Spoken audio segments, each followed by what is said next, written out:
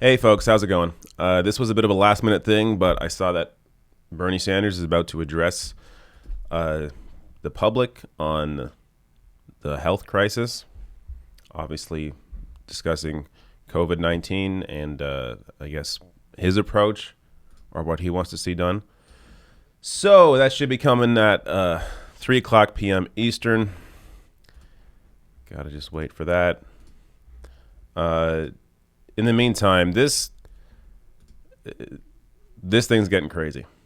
Like, I was seeing today estimates. I was reading an article. I think this is from a Canadian health official. I got to find it, though. Saying that they're guessing around 30 to 70% of people in Canada are going to get it, even though right now our numbers are pretty low. But, like, man. You got to stay away from public events. The NBA have canceled their season. NHL just canceled their season. Or I shouldn't say canceled. Have postponed the season. So who knows when it'll pick back up. Events are being canceled. Award shows are being canceled. This is like, yeah, this is serious. And there is no real way to avoid this except for actually avoiding people. I mean, in some ways, like if you're someone like me who kind of a homebody and, you don't mind staying home, you don't mind playing games, going on Twitch, streaming videos, then I guess it works out for you. But at the same time, just getting groceries, I have to think about it now. Like, should I go and get groceries or what should I don't know. I mean, obviously at some point you have to get food, but like if you're in a city where, especially, an area where a lot of people travel through, from airports, I'm right in the thick of it. So I'm a little worried about my ability to potentially contract this. But at the same time, it's really, like, when it comes to deaths, it's really appears to be really focused on older people, especially those with underlying health issues, which is obviously disturbing. But at the same time, children don't appear to be really getting the coronavirus too much. Or if they do get it, they're not really, like, they're getting it, but they're not actually getting as sick as people that are older, which is a good sign. But we're about to hear something from Sanders here. I gotta say as well, like, this is not my field. Like, I don't know shit about pandemics, so I have to look to everybody else's expertise in reporting on this. But I am curious to hear what Sanders has to say. I'm sure Medicare for All is going to come up. A lot of Americans are afraid to even get tested, or they aren't able to get tested even if they're trying to. I'm seeing a lot of stories on Twitter about that. People saying that they had symptoms, they went to the hospital.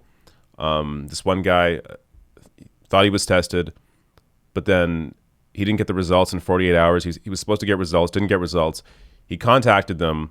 Apparently they didn't give the other test to him that they were supposed to do. So like the whole, it's just, like, even when people are being tested for it, it's not actually being done properly. And someone just brought up Trudeau, GPSYS. Yeah, Trudeau's wife has symptoms, flu-like symptoms. So now she's quarantining herself along with Trudeau. It's getting crazy out there. So we should expect something on Medicare for all. Yeah, I really don't know. Here we go. Thanks very much, everybody, for being here. In the last few days, that's their we stream. have seen That's the not me. crisis of the coronavirus continue to grow exponentially here in the United States and around the world. And we have witnessed a global economic meltdown, which will impact millions of workers in our own country. In terms of potential deaths, and in terms of the economic impact on our economy, the crisis we face from the coronavirus is on a scale of a major war, and we must act accordingly. Nobody knows what the number of fatalities may end up being, or the number of people who may get ill, and we all hope that that number will be as low as possible. But we also have to face the truth, and that is that the number of casualties may actually be even higher than what the armed forces experienced in World War II. In other words, we have a major, major crisis, and we must act accordingly. Therefore, it is an absolute moral imperative that our response as a government, as a society, as a business community, and as individual citizens meet the enormity of this crisis.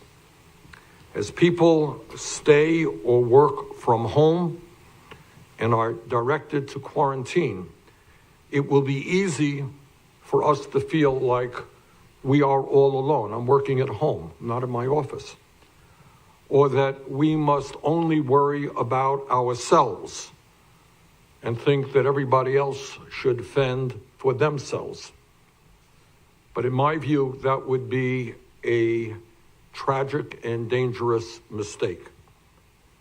If there ever was a time in the modern history of our country when we are all in this together, this is that moment.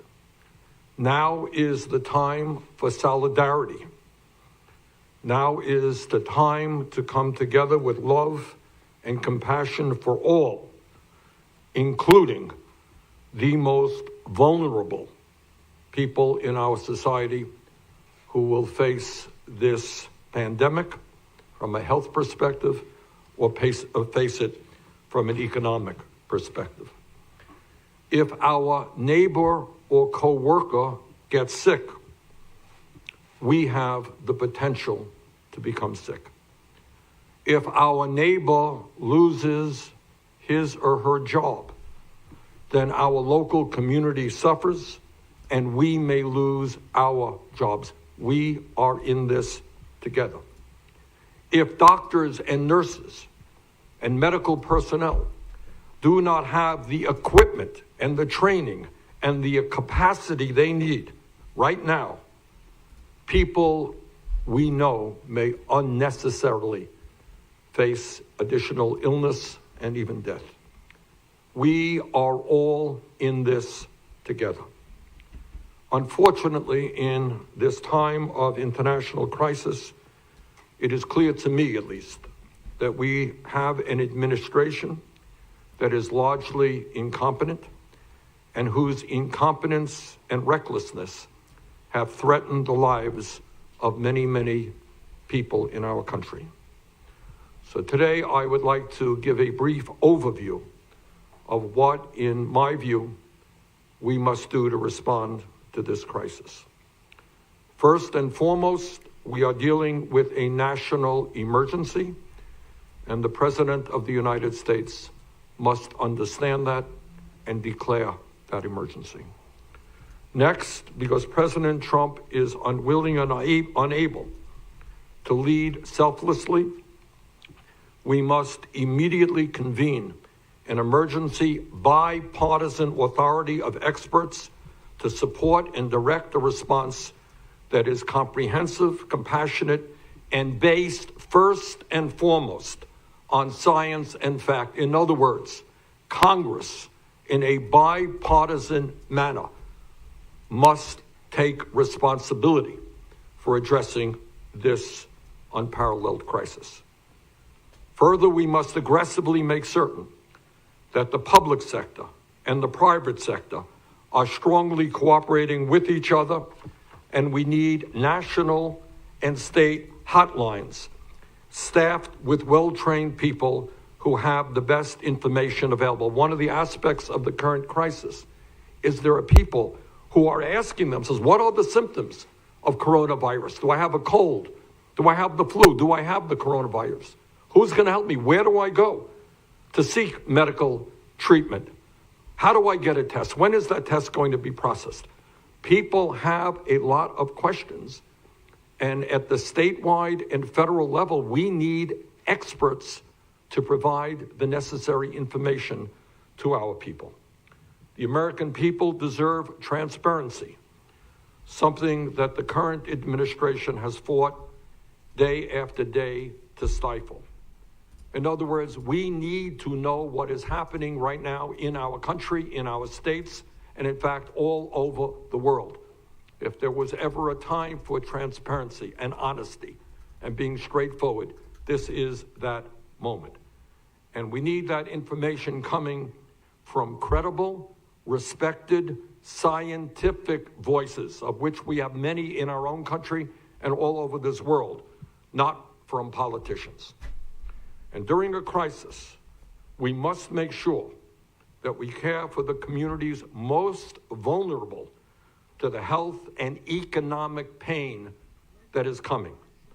Those in nursing homes and rehabilitation facilities, those confined in immigration detention centers, those who are currently incarcerated and in jails, and all people regardless of their immigration status. Unfortunately, as I think the American people increasingly understand, our country is at a severe disadvantage compared to every other major country on earth because we do not guarantee health care to all people as a right. And as we speak, some 87 million Americans are either uninsured or underinsured. And when you are uninsured or underinsured, you hesitate about getting the medical care you need because you cannot afford to get that medical care. The result is that millions of our people cannot afford to go to a doctor, let alone pay for a coronavirus test. So, while we work to pass a Medicare for all single-payer system, the United States government today must make it clear that in the midst of this emergency, everyone in our country, regardless of income or where they live, must be able to get all of the health care they need without cost. Obviously, when a vaccine or other effective treatment is developed, it must be free of charge. We cannot live in a nation where if you have the money, you get the treatment you need to survive, but if you're working class or poor, you get to the end of the line. That would be morally unacceptable. Further, we need emergency funding right now for paid family and medical leave. Anyone who is sick should be able to stay home during this emergency and receive their paycheck. What we do not want to see is at a time when half of our people are living paycheck to paycheck, when they need to go to work in order to take care of their family. We do not want to see people going to work who are sick and who can spread the coronavirus. We also need an immediate expansion of community health centers in this country so that every American will have access to a nearby healthcare facility. Where do I go? How do I get a test? How do I get the results of that test? Need greatly to expand our primary healthcare capabilities in this country, and that includes expanding community health centers. We need to determine the status of our testing and processing for the coronavirus.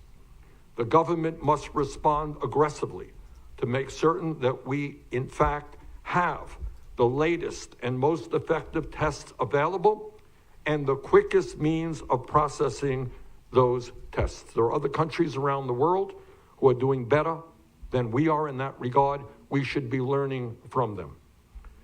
None of the medical experts that I have talked to dispute that there is a major shortage of ICU units and ventilators that are needed to respond to this crisis. The federal government must work aggressively with the private sector to make sure that this equipment is available to hospitals and the rest of the medical community. Our current healthcare system does not have the doctors and nurses we currently need. We are understaffed. During this crisis, we need to mobilize medical residents, retired medical professionals, and other medical personnel to help us deal with this crisis. We need to make sure that doctors, nurses, and medical professionals have the instructions and personal protective equipment that they need. This is not only because we care about the well-being of medical professionals, but if they go down, then our capability to respond to this crisis is significantly diminished. The pharmaceutical industry must be told in no uncertain terms that the medicines that they manufacture for this crisis will be sold at cost. This is not the time for price gouging or profiteering. The coronavirus is already causing a global economic meltdown, which is impacting people throughout the world and in our own country. And it is especially dangerous for low-income and working-class families, people who today, before the crisis, are struggling economically.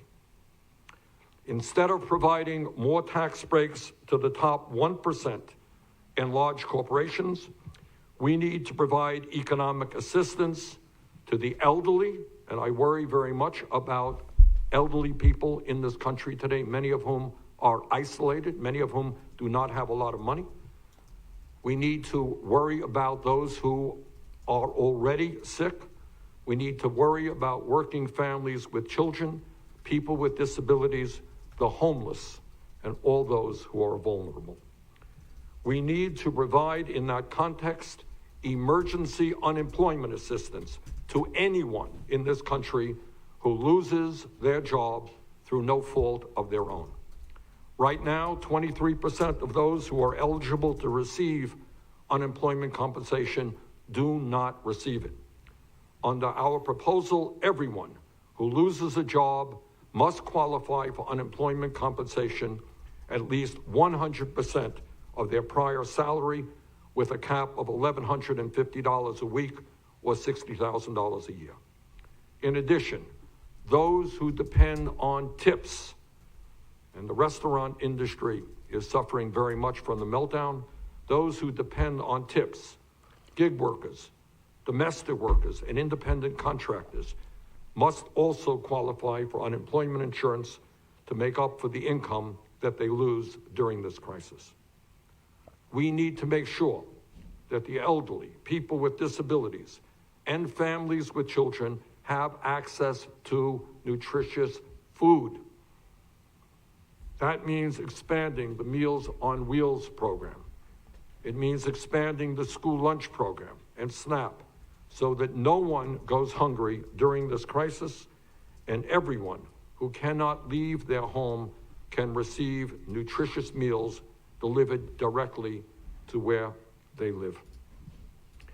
We need also, in this economic crisis, to to place an immediate moratorium on evictions, on foreclosures, and on utility shutoffs so that no one loses their home during this crisis and that everyone has access to clean water, electricity, heat, and air conditioning.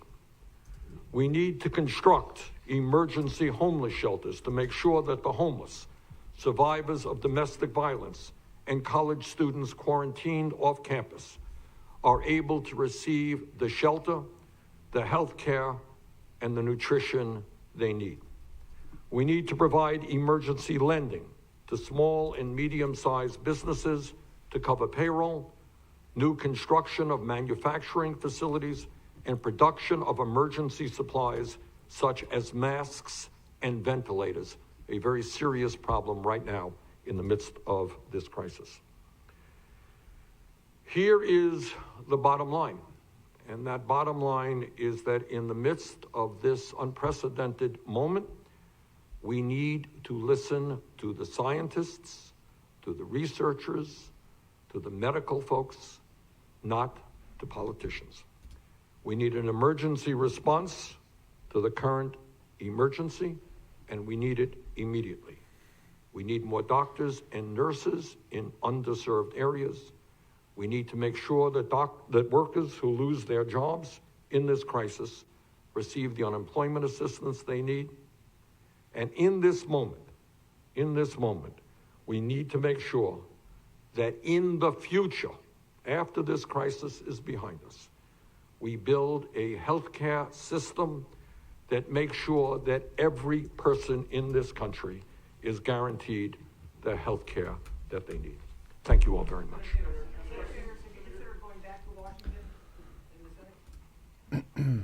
All right. That was comprehensive.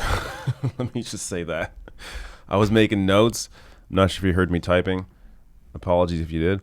But I was making notes the whole time, and I couldn't keep up. Like, this is what a president sounds like. This is a guy with answers. So let me go through some of the things that he said, the notes that I was able to make, and it's a lot. So first he talked about Trump's incompetence, obviously. You got to point that out. But then, so how to respond. So, like, and these are clear, like, specifics on what to do. Declare a national emergency. Convene a bipartisan panel of experts to figure out a response based in science. Public and private sector cooperation. Experts at the state and federal level use them as sources of information. Transparency on the whole process and what's going on. Care for the most vulnerable. So nursing homes, incarcerated people. He mentioned other things I missed. Obviously, Medicare for all was brought up as an eventual thing to get to. But in the meantime, he says today that everyone must be able to get all the health care they need without cost. Vaccine obviously must be free. Emergency funding for paid family and medical leave. Anyone sick should be able to stay home and not worry about, going poor or in debt over it. Immediate expansion of community health centers. Determine the status of testing and processing of the coronavirus. Learn from other countries and their processes. This is something that the U.S. government historically has not liked to do. You got to look outside your own borders. See what other countries are doing, what other governments are doing, and learn from them. Doctors, nurses, and medical professionals have the protective equipment they need, so they're running low on the equipment they need to actually interact with people that have the coronavirus. So obviously, you want doctors, nurses, professionals to be able to actually deal with the coronavirus and not get sick themselves. Economic assistance for the elderly, working families with children.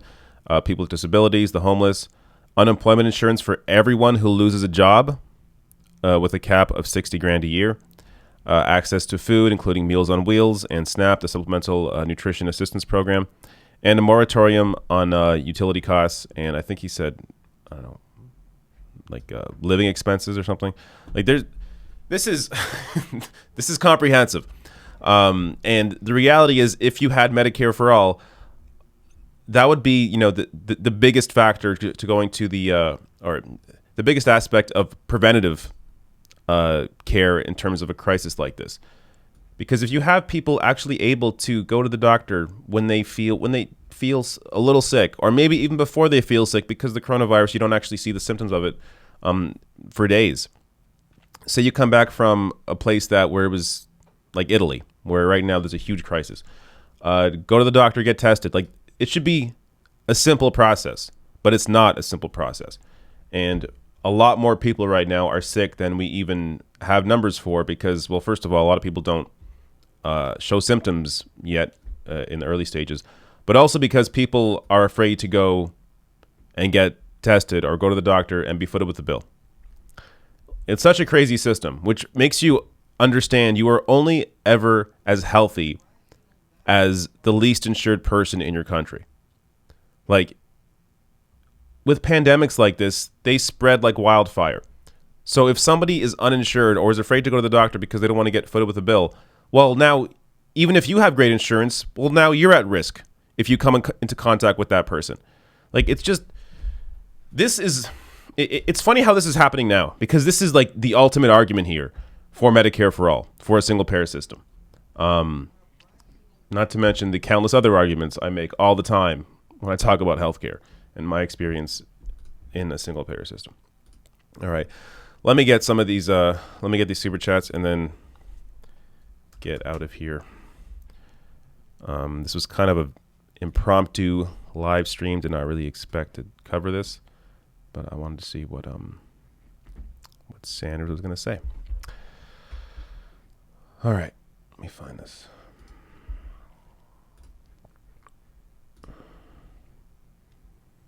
Okay. Guy Lafleur says, drink hand sanitizer for extra protection. All right. Don't do that. Buddy says, fellow Canuck here, love to hear your critiques of CBC coverage of Bernie's campaign.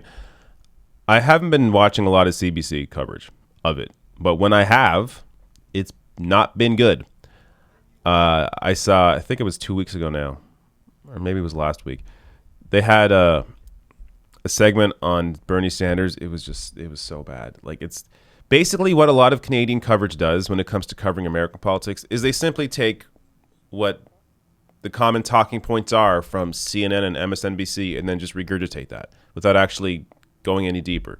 Like, it's so weird to see them treat Sanders as like this, this far left-wing outsider when he's fighting for social democracy, a lot of the same things we already have in Canada. Like, they really don't actually think of, they don't think about the race for themselves, or they don't think about it objectively. They just regurgitate whatever they're hearing from CNN. It's largely disgusting. But CBC several times now has brought on Nomiki Konst, which was shocking. I'm like, wow. When I saw her on, I'm like, whoa, how'd they find her? But so because of that, they've actually had, when they've had panel discussions, they've actually had some, some discussions based in facts, in reality, with her on those panels. But apart from that, it has not been good. Mateus N. says, I told an American coworker of mine that he could vote as a Democrat abroad. He didn't know about it until I told him and voted Bernie. I was informed because of you. So I guess you and me voted. High five. That's awesome. Yeah, I discussed that at a recent or during a recent live stream. Democrats abroad. I think that's over now, right? Maybe not. But yeah, the Democrats abroad primary is taking place between, I think, the 5th and the 15th, depending on where you're living. But that's awesome. So we voted. I voted through this guy. Drew Quaken Bush sends a super chat. Thank you. Maja says Bernie's a true leader. Yes, he is. Guy Lafleur says, Daddy Bernie, take my energy. Maja says everyone should be hearing this. Divest says, I can hear the biased media now. Quote, but how are we going to pay for it? Take that, liberals. JCG Irvin says Bernie could not deliver this. Sorry, says Biden could not deliver this. He physically and mentally could not. Trump would not. It would be more than a shame if Bernie does not become our president. It's necessary to avoid a bleak future. Awesome Gaming says, did you see the Fed pump 1.5 trillion into the stock? Yes, I did. Like, no money for public education or healthcare or whatever the hell it is. But Got to help them stocks. Got to pump money back into help these massive companies make sure they stay afloat. Like it shows you everything when that's their priority, as opposed to public health. Spaceman says Trump will do the opposite of everything Bernie is saying just to spite him and pretend to be the alpha. To be honest with you, I'm not even sure Trump's paying attention to Bernie right now. But who knows? Squalagul, whatever your name is, says you're worth the money. Oh, thank you. Well, I wish I could say your name properly, but thank you. Swirly Swirl says we need to share this press conference far and wide. Yeah. That's also kind of the reason I streamed it. I want as many people to see Bernie talking about this as possible. Show you what an actual president should look like. Jessica K says crises like these tend to spur momentum for populism. Yep. I mean, you add this pandemic right now into with the debate coming on Sunday. There is a potential here to completely shift the race around. Like I know a lot of us, including myself, were feeling very down after Super Tuesday and Super Tuesday 2, but there hasn't been a debate since then. A lot can change, especially if the debate makes headlines or we see highlights and Joe Biden completely face plants as we assume he will. Catface says, "What's the best Canadian maple syrup?" I don't know. I don't know brand names of maple syrup. I just know I enjoy it. All right. I think we're good here. Thank you all for coming. This was fantastic. This is 2 days in a row now I've live streamed, and I'm streaming tomorrow for the usual live stream on Fridays. So check out the video I put out today. Actually, let me show you. Just so I direct all of you there after this live stream. Bernie Sanders right now, and this whole race. What am I doing? Right here. Check that out. Oh, wait. Here it is. Right here. Check that out. Electability. Bernie is dominating Biden with independent voters. Watch this video. And not just watch it. Share it with people in your lives that maybe are Biden supporters. Maybe your state's about to vote, and they're going to vote for Biden. You have to share this information around. Biden is the least electable candidate between him and least electable in general before the race whittled down. But right now, Bernie Sanders is clearly the most electable candidate in this race because he's able to bring out people that you need to defeat Donald Trump. Young people, independents, working class voters, they're with Bernie Sanders. Even in states that Bernie is losing huge, he still wins with independent voters. Like, whatever. Watch that video. I'm not going to get too much more into it. But check that out. I think I heard another super chat come in. So before I go, there's also about a minute delay, so I'm sorry if you're late on the super chat. I just heard myself. About a minute delay, so hopefully if you're sending me a super chat, you already got it in. But Eric Vasquez says, I missed the press conference. Can you summarize it? You can rewind the tape. I summarized it after Bernie spoke. So you can go do that. Melissa H. says, Biden gave speech on virus, platitudes, blame Trump. America will come together. No plans on what should be done, and nothing on healthcare issues in U.S. Yeah, I'm glad you brought this up, Melissa. Thank you. Yeah, so Biden gave a speech on this at 1 p.m., I believe. I haven't seen it yet, but it's not surprising to hear it's about platitudes and blaming Trump and having no actual solutions. Now, nothing's wrong with blaming Trump for issues, obviously. He is to blame for a lot of this. But when you have no actual solutions, then it's just empty blame. It's just empty rhetoric. So that, or what you just saw with Bernie Sanders, is what a president looks like. Someone with actual solutions and specifics. I mean, watch that. If you missed it, watch it again or just hear my breakdown. Bernie gave specifics on what to do, not just general platitudes. All right. Think I'm good here again. Oh, one last one, just in time. Celeste says, why do people talk about flipping house with Biden? Flipping house with Biden. I don't know what that means. but I appreciate it. All right, I got to go. Live stream tomorrow, as you know, on Fridays, 3 p.m. Eastern. So come check that out. It'll be a good time. See you then.